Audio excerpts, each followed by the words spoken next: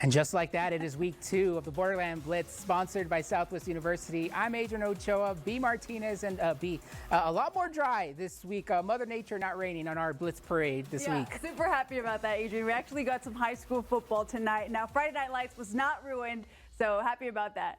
Yeah, now we had a great slate of games tonight. Taking a look at our starting lineup, our game of the week will take us to Cougar Stadium as the Franklin Cougars look to improve to 2-0 on the season as they took on Del Valle. And we'll then head to Eastwood as the Troopers kicked off their home opener against the Chapin Huskies.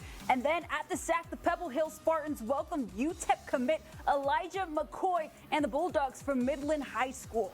Yeah, Miner fans getting a little preview of what's coming to UTEP. Well, let's get cracking on our game of the week. The Franklin Cougars were looking to make it back-to-back wins after a win against Chapin last week. Now, they played host to Del Valle tonight. This was actually the Conquistadores' first game of the season after last week's game against Montwood was canceled due to the severe weather. So let's go ahead and go to Cougar Stadium and show you how this one played out. Again, Franklin taking on Del Valle.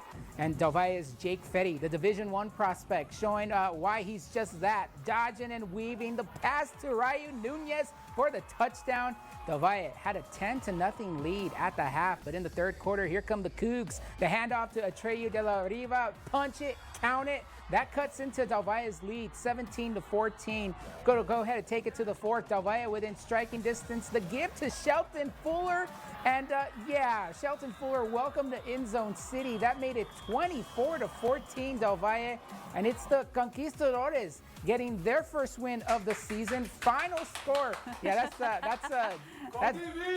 that's Jerry Nahada in the background there, Del Valle alum. Very happy that his Del Valle Conquistadores coming away with the win. Final score, 24-14. We caught up with Coach Contreras and Mr. Jake Fetty after the game.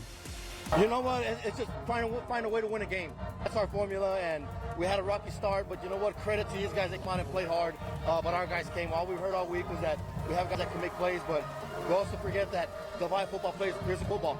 We want to come out here and make a statement on that. You know, they gave it to us today, and you know, like I said, they're really good. Really good up front on both sides of the ball. We just were able to make some plays down the stretch. You know, we had a rough patch at the beginning of the game. Offense wasn't producing like we wanted to. So when the defense can stand them up like that, they really keep us in the game. Without the defense, we lose that game right there. It's always nice to have if the offense is struggling a bit, the defense keeping you in the game, and that's exactly what those Conquistadores did tonight. Hey, that's right. Well, fresh off a trip to California, the Eastwood Troopers were back home this week for their home opener against the Chapin Huskies. Now, both teams coming into the game with who are 0-1, so both teams looking to claim their first win of the season. But first, I have to mention the fans, guys. I mean, I don't think I've seen a crowd like this for a non-playoff game. Texas football. That's what it is. I know. Taste of Texas football right here. Now, that was definitely cool to see. Well, let's take a look at some action on the gridiron in the first quarter. Eastwood's Joseph Cox with the carry to the end zone to tie the game 14-14. Then right after, Chapin with the loud response. Here's quarterback Evan Rivera with the shotgun pass to the heavily recruited Davion Singleton for the catch, extending their lead 20-14. Now there was a lot of back and forth action in the first half. Here's Eastwood's Nathan Chavira with a rushing touchdown. But take a look at this play right here. Now Chapin fumbles the ball. They try to regain possession, but the Troopers jump for the recovery, leading them to another touchdown play, as you can see right there on your screen. Now at halftime, the Troops were leading 49-27 over the Huskies. Now the last time we checked the score, Eastwood was up 49-34. Well, final game results on KBIA.com.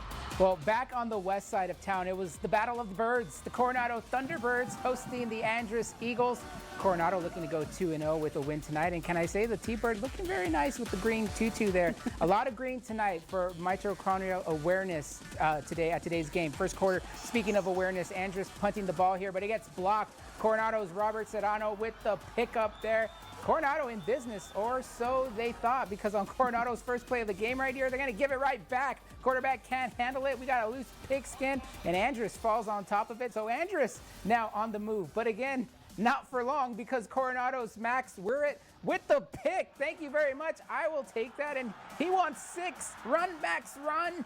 He's going to complete the pick 6 down the sideline.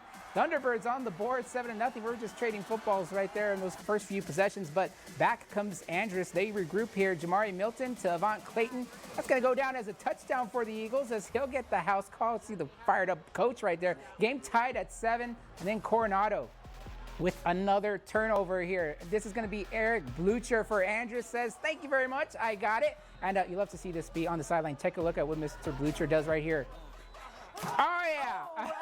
You got it. He's taking up a collection. That was like 2 interceptions at that point for Andrus. Unfortunately, though, this game would go to the Coronado Thunderbirds. And of course, when you're dressed like that, you got to come away with a win, right? Final score was 28-18. Coronado improving to 2-0 on their season. Congratulations to the Thunderbirds tonight. All right, well, let's send things over now to Rishi Oza. He was in East El Paso for a couple of good games over at SAC 1 and SAC 2. Rishi? Yeah, thanks, B. That is right. A couple of out-of-town teams visiting El Paso today. The Odessa Permian Panthers taking on the East Lake Falcons. Some Friday night lights action over at SAC number 1. Both teams are coming off wins last week, looking to continue the momentum. And boy, we had a doozy of a game. Both teams started out hot. We pick up here in the first quarter. East Lake quarterback Luke Lomeley takes a deep shot to sophomore Ethan Rivera for the touchdown, giving the Falcons the lead. Panthers not going away easily, though. Next drive, Tyron Williams on the option. A huge gain, setting the Panthers up very nicely in Falcon territory. But then on second down, Panthers trying to punch it in.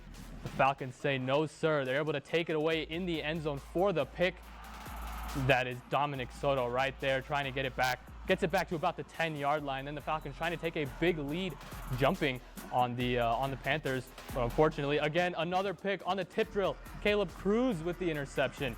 Odessa Permian able to take advantage of this turnover. As you see right here, Gavin Black getting the score on the ground, tying things up. A classic Texas shootout at SAC number 1. Odessa Permian winning 56-49. Second game, this one at SAC 2. The Midland Bulldogs coming into town, taking on the Pebble Hill Spartans.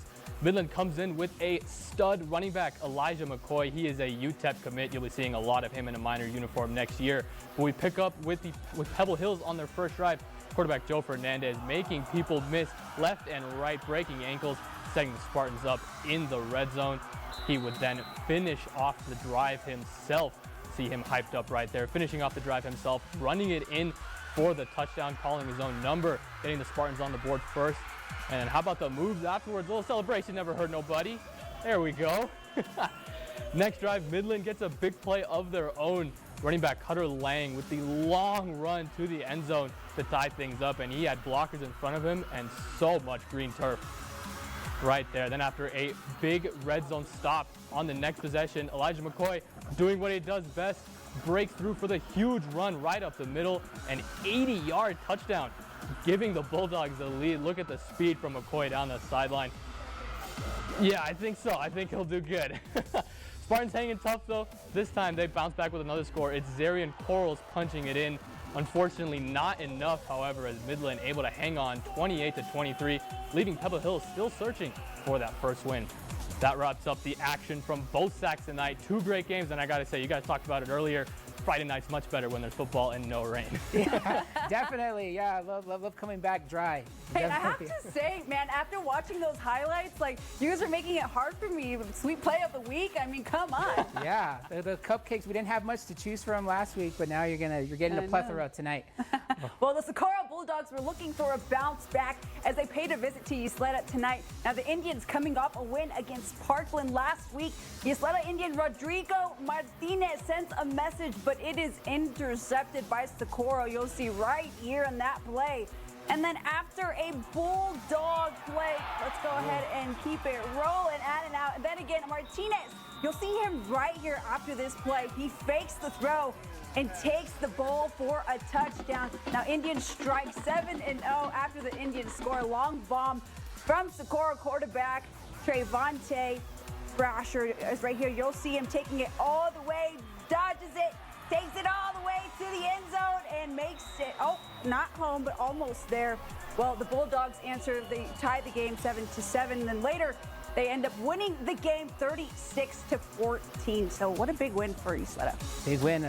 Ysleta taking down a 6A program. Now, we want to remind you that you can catch the Borderland Blitz on the KVIA ABC7 CTV app. It's available on Roku, Fire TV, and Apple TV. You can rewatch the Borderland Blitz in case you missed any of the action earlier, or you can just watch it for the sake of it, just watching it one more time.